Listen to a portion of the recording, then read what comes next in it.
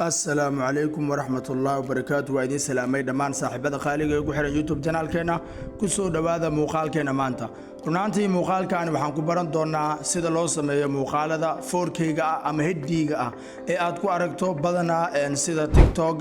iyo sidoo kale aad ku aragto YouTube-ka waa muuqaalada noocan oo kala wax yar aan isla daawano kadibna waxaan ku tusin doonaa habka loo sameeyo muuqaalada noocaasi ah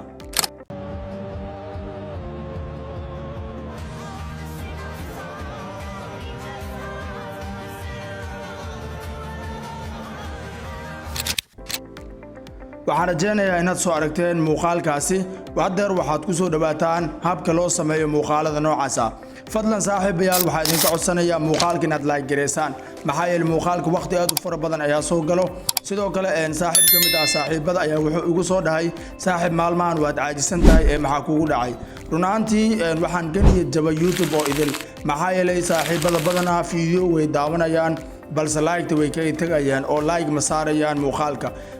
hadii aad like saartaan anigu waxay noqonaysaa dhiirigelin oo waxaan ogaanayaa inay jiraan asxaab igu xiran kuwaas oo jecel inaan mar walba muuqaal u soo gudbiyo sidaa darteed anigan mar walba waxaan isku day lahaa inaan fikrado fiican idin soo gudbiyo iyo muuqaalo tayo sare leh marka saaxiib waxaan ka codsanayaa muuqaalkan inaad like garee doonto aadna u hagar bixi doonto insha Allah sidoo kale commentiga waxaad nagu soo qortaa saaxiib waxaan ka mid tahay taageerahaaga guuleyso okay waad mahadsan tahay adigana sidoo kale guuleyso ayaan ku leeyahay sharaf iyo karaamo ugu horreyn waxaan soo furanaynaa applicationka capcut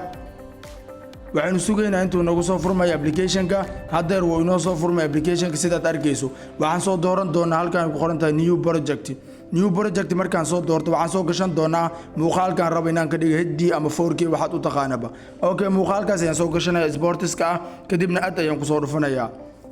hadeer muuqaalka waan soo doortay sidaad arkayso waa ciyaaryaankaani aad u jeedo hadeer marka muuqaalka waxaan ku sameyn doonaa waxaan geysan doonaa qaybta face-ka ah kadibna waxaan ku bilaabi doonaa inaan edit gareeyo ayaan bilaabi doonaa okay muuqaalka dooro markaad muuqaalka doorato waxaad tagi doontaa meesha ay ku qoran tahay adjust okay adjust markaad timaado waxaad ka dooran doontaa halka ay ku qoran tahay graphics ayaad dooran doontaa okay adjust markaad timaado waxaad ka dooranaysaa graphics meel ay ku qoran tahay waa halka ay ku qoran tahay graphics waakina waad u jeedaa afwan okay waa halkaani marka waa haysaa markaad graphics imaato dhammaan waxaad ka dhigaysaa midkaani colorskaani kuwa axis ku ah maxaa ula jeedaa midkaani qabo qaybta hoose gee midkaan qabo qaybtaasi sare gee okay midka xiga imaa ku dhufo midkaan qabo qaybta hoose gee midkaan qabo qaybtaas sare gee okay midka cagaarku imaa midkaan qabo qaybta hoose gee midkaan qabo qaybtaas sare gee okay midkaani oo waxaan u nimaano hadeer oo baluuga ah qabaasigan qaybta hoose gee midka kalena qabo qaybta sare gee intaani sidaan ayaad ku sameyn doontaa kaliya way fududahay intaani waxaan rajeynayaa inaad fahamtay aysan ku dhibi doonin kadibna tig ku soo dhufo ama calaamada saxda ku soo dhufo kadibna soo sax garee oo soo tig gareyso okay hadeer waa u jeedaa muuqaalkii asiga dhan wuxuu ekaaday qaab waraab oo kale uu ekaaday okay muuqaalka soo saas uu ku dooranyaa waxaad imaanaysaa halkaan ay ku qoran tahay effect markaad timaado waxaad ka dooranaysaa halkaan ay ku qoran tahay video effect ayaad soo dooranaysaa waxaad imaanaysaa halkaan ay ku qoran tahay lenses markaad doorato kadib blur ka dooro okay blur ayaad ka soo dooranaysaa kadibna tick ayaad soo dhigaysaa hadeer muuqaalka sidaan ayuu ku soo baxay kadibna waxaad sameyn doontaa export ayaad dhigaysaa muuqaalka waad degsanaysaa okay wax kale adigoon sameynin muuqaalka ayaad la degaysaa sidaad arkayso muuqaalka waa inoo degay hadeer kadib marka ka soo noqo isla muuqaalkii ayaynu u baahannahay oo dib ayaan ugu soo noqon doonaa okay waxaanu sameyn doonaa colorkan oo idil waan iska bixin doonaa oo calaamadan undo ayaan ku dhufani doonaa si uu ugu soo noqdo muuqaalka colorkiisii hore si uu ugu soo noqdo calaamadahani dhan waxyaabihii dhan waan iska bixin doonaa okay calaamadaasi kiskis aga soo noqo adigoon wax kale sameynin oo muuqaalka wuu ku degsan yahay calaamadaas ay ka soo noqo okay hadeer muuqaalku wuxuu inoo noqday qaabkiisii hore ayuu inoo noqday markuu muuqaalka qaabkiisii hore inoo soo noqdo waxaan tagi doonaa add overlay ayaan dhihi doonaa okay ka noqo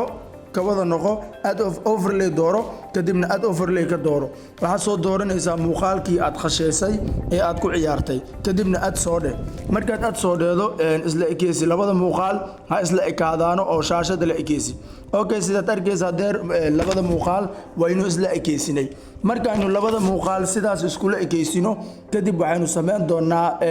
the first video ayaynu dooranaynaa okay first video markaynu ku soo darsanay overlay-ga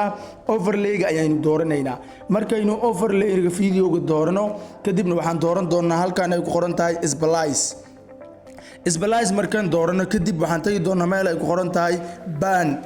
qoran tahay ban waa halkaani ban markaad timaado waxaad samayn doontaa volume-kan ayaad celinaysaa waxaad ka dhigi doontaa 54 oo kale ayaad ka dhiganaysaa okay kadibna calaamada tigta ayaad ku soo dhufanaysaa oo baad soo sax garaysanaysaa okay markaad sidaas u soo sax garaysato haddana waxaad tagi doontaa add overlay ayaad tagaysaa okay dib ugu noqo add overlay ku dhufo add overlay markaad timaado waxaad u baahan tahay background color cadaan ah okay kadib waxaad imaanaysaa halkan ku qoran tahay library okay library markaynu nimaano waxaynu arki doonaa waxyaabo fara badan runaantii waxaynu soo dooran doonaa kalarkan white-ka ah ama gal waxaad samayn kartaa inaad soo degsato kalar cadaan inaad soo degsato ayaad aad ugu soo darsan kartaa sabir ahaan okay markaan sidaan ugu soo darsado waan soo zoom gareynaa zoom aan soo dhigi doonaa kalarkaasoo idil zoom ayaan soo dhigi doonaa markaad sidaas ugu soo darsato kalarka cadaanka dan waxaad tagi doontaa kadib splice ay ku soo noqonaysaa splice markaad timaado waxaad ka dhigi doontaa volume-ka 90 oo kale okay intaadan volume-ka 90 ka dhigin waxaad dooran doontaa overlay markaad doorato volume-kan waxaad ka dhigi doontaa okay 90 oo kale ayaad ka dhigaysaa okay wax walba aan ku sheegay raac tilmaamahaasi numberkan geeshay walba okay 90 ka ayaynu ka dhiganaynaa markaynu 90 degree sidaas ugu dhigano kadib waxaan ku soo dhufani doonaa calaamada saxda ayaan ku soo dhufanaynaa okay calaamada saxda markaynu ku soo dhufano kadib waxaynu sameyn doonaa adjust ayaynu tagi doonaa okay adjust ayaynu tagaynaa adjustiga ayaad imaan doontaa kadibna waxaad ka sii dooranaysaa halkan ku qoran tahay saturation markaad timaado waxaad ka dhigi doontaa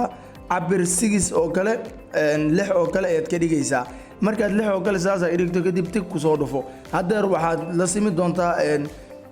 muuqaalka ayaad la simaysaa marka kalarkaani cadaanka okay aan ku dhufto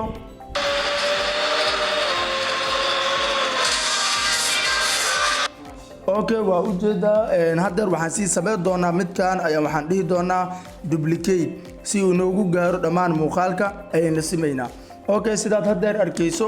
way isla ekaaday muuqaalkii iyo background-kii marka background-kan waxaad ka heli kartaa aan ku dhahay Play Store-ka cafwan aan ku dhaho waxaad ka heli kartaa Google-ka ayaad kala soo degi kartaa ama halkaasi ka soo degso kadib waxaad sameyn doontaa waad export gareynaysaa marka uu ku dego kadib waxaad arki doontaa sida uu noqon doono muuqaalkaaga